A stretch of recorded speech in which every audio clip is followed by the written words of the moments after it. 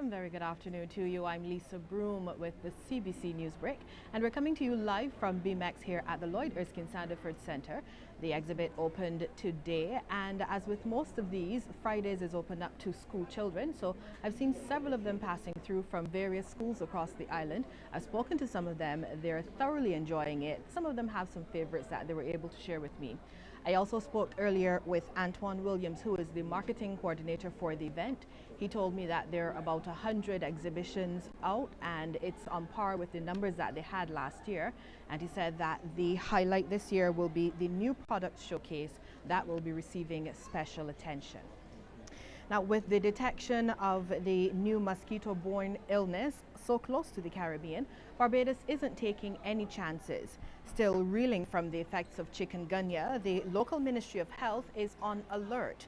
It's been in communication with regional and international stakeholders to ensure timely and effective public health response if necessary.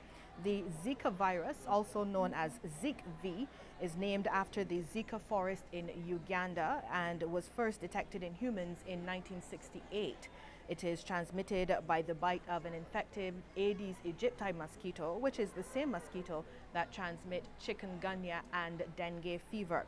The Pan American Health Organization and the World Health Organization first released an epidemiological alert on this disease on May 7th.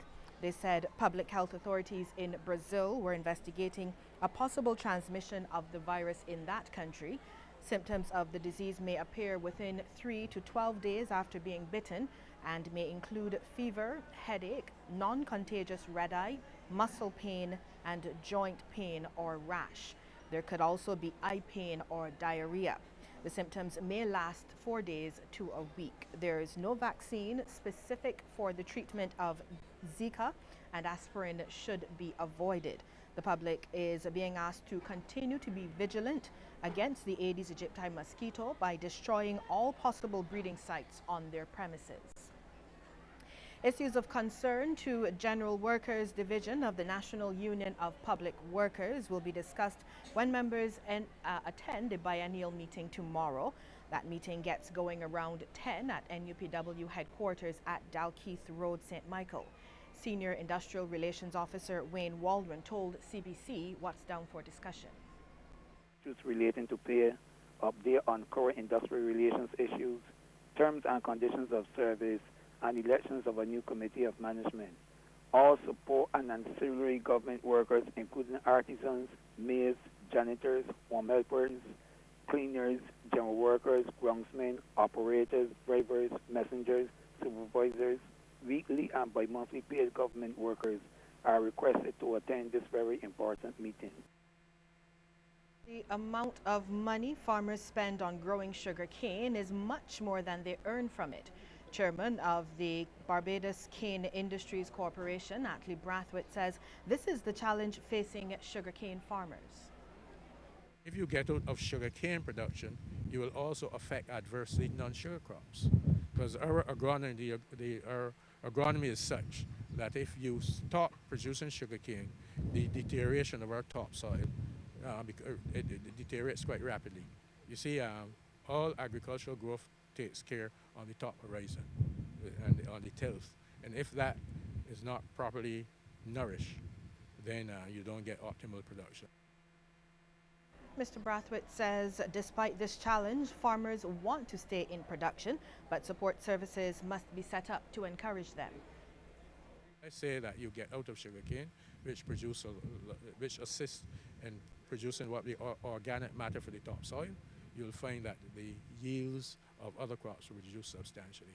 In addition to that, you will get a buildup of pests and diseases. The fact that sugarcane cover the area for a good time of the year, you don't get the multitude of pests and diseases. You see, tropical agriculture is very difficult. It's different from temperate agriculture. We only have 2 seasons, the wet season and the thing, and it gives insects and pests a lot of time to grow.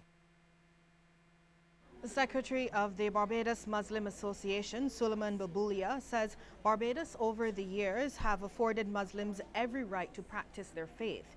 Speaking at the Jewish mosque, Mr. Babulia says religion in the country is dying. He pointed out that both Christianity and Islam faiths must find a solution to that problem.